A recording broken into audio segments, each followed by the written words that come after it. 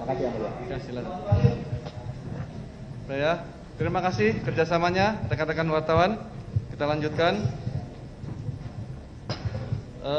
Terdakwa sebelumnya ditahan oleh penyidik ya dari tanggal 20 Februari sampai saat ini. Betul yang mulia. Apakah sudah menerima surat? Kemudian yang kedua yang saya ingin sampaikan terkait dengan penetapan Mas Hasto ini juga sebagai tersangka. Tadi sudah disampaikan oleh Febri mengenai salah satu fakta di dalam dakwaan, yaitu adalah terkait dengan obstruction of justice. Ya. Saudara-saudara, kalau kita mau lihat secara jernih, ya, perkara ini yang pertama disangkakan dan didakwakan kepada Mas Hasto itu adalah obstruction of justice. Ya. Tapi faktanya ini yang kita bisa perdebatkan. Yang pertama, fakta yang dianggap ada itu berasal dari penyidikan tahun 2020. Ya.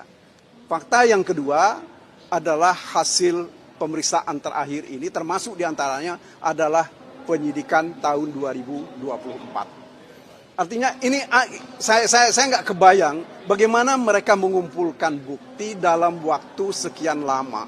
Seolah-olah bukti itu disimpan dulu, mungkin ada apa ya? Kalau saya ingat dulu anak-anak masih menonton Doraemon, sepertinya ada kantong ajaib yang mereka gunakan untuk menyimpan bukti-bukti ini. Ya. Saya kira ini sesuatu yang kita sayangkan. Kemudian yang ketiga, saya kira ini yang kita lihat sekuens waktu penetapan tersangkanya Mas Hasto. Ya.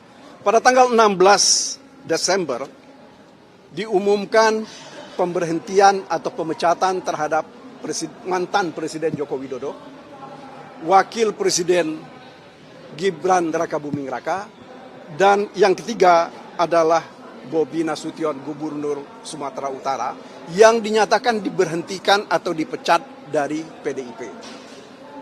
Kemudian catatan saya yang lain, pada tanggal 18 Desember ada laporan pengembangan perkara. Ya. Kemudian tanggal 20 Desember pimpinan KPK dilantik. Pada hari yang sama, tanggal 20 Desember itu juga, menurut catatan dan informasi yang kami terima, dilakukan gelar perkara. Kemudian tanggal 23, Mas Hasto itu ditetapkan sebagai tersangka, dan kemudian tanggal 24 diumumkan sebagai tersangka. Apa yang saya mau sampaikan adalah urutan waktu ini tadi, ya, ini mengesankan bahwa penetapan tersangka ini adalah pesanan. Ya. Inilah makanya disebut kemarin itu oleh beberapa teman, penetapan tersangka ini adalah penetapan tersangka dalam perkara politik. Ya. Sehingga Mas Hasto dikatakan oleh teman-teman PDIP sebagai tahanan politik.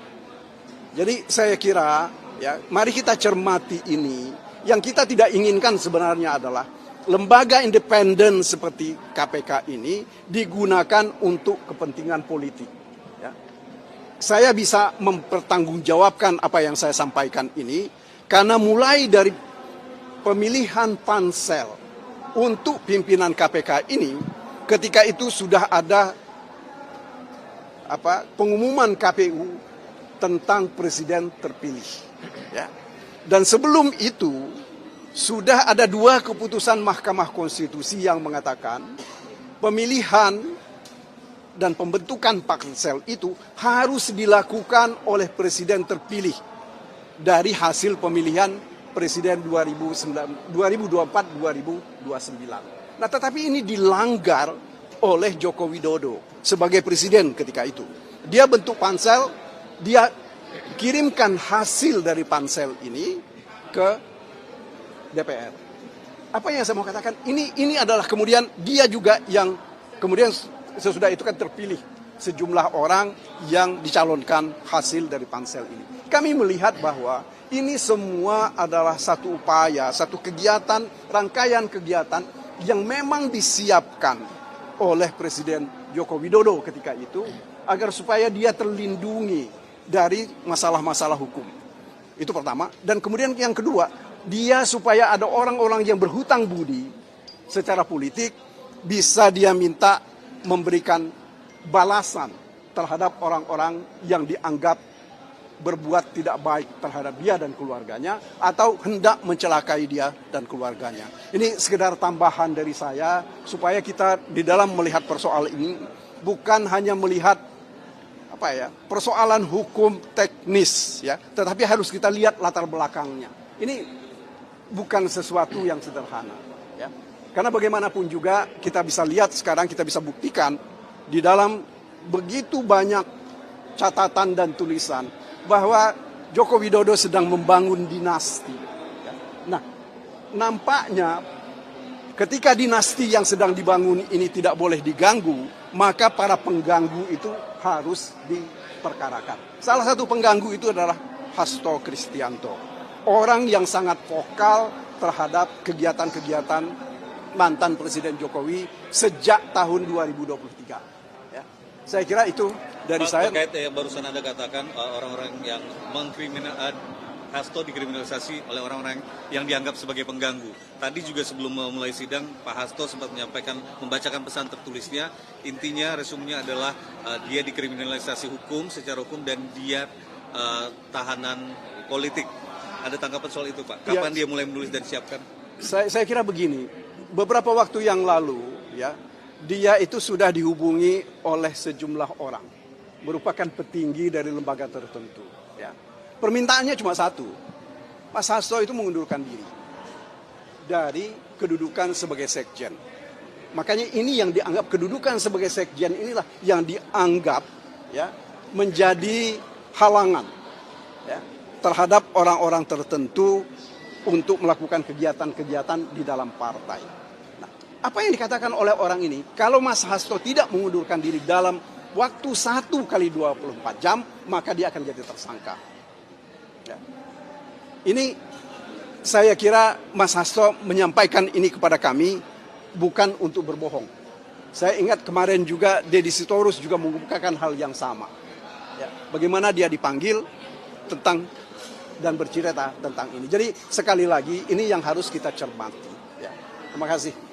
Kalau terkait dengan eksepsi, kapan akan Kami eksepsi itu seperti tadi kan kami minta waktu 10 hari, tetapi majelis hakim menghendaki supaya tetap 1 minggu. Jadi hari Jumat minggu depan eksepsi itu akan kami sampaikan. Ya, makasih ya semuanya. Surat yang dibacakan Hasto tadi ditulisnya pagi ini atau sehari sebelumnya, Pak? Dia sudah beberapa hari dia menulis. Ya dia banyak sekali berpikir dan banyak sekali melakukan analisis terhadap kejadian-kejadian di luar. Tentu saja dengan merefleksikan apa yang dia alami selama ini. Ya, oke, makasih ya semuanya. Pak Magdir, terima kasih. Pengadilan Tipikor Jakarta Pusat. Anda bisa melihat lewat juru kamera Kompas TV, Anggi Mendarwan, ini merupakan beberapa pendukung dari Sekjen PDI Perjuangan Hasto Kristianto yang bukan hanya ada di area luar saja, tapi juga tadi sempat masuk ke dalam ruang sidang dan memberikan ucapan semangat begitu ya kepada Hasto Kristianto. Tidak hanya itu, Breman dan juga saudara, di tataran partai pun ini juga ada beberapa petinggi partai di tingkat DPP yang tadi saya lihat juga hadir di dalam ruang sidang, seperti misalnya ada Adiana Pitupulu, ada Deddy Sitorus, kemudian ada Jarod Saiful Hidayat, ini juga ikut hadir untuk memberikan dukungan. Tadi kita sudah bicara soal proses hukumnya, yang tentu kita perlu ketahui adalah soal politiknya. Karena lagi-lagi sebelum tadi meninggalkan Tipikor begitu, satu hal yang disampaikan oleh Hasto Kristianto adalah lawan karena ini merupakan politisasi hukum begitu. Kita akan berbincang dengan juru bicara PDI Perjuangan, Gus Romli. Selamat siang. Selamat siang. Gus, tadi dari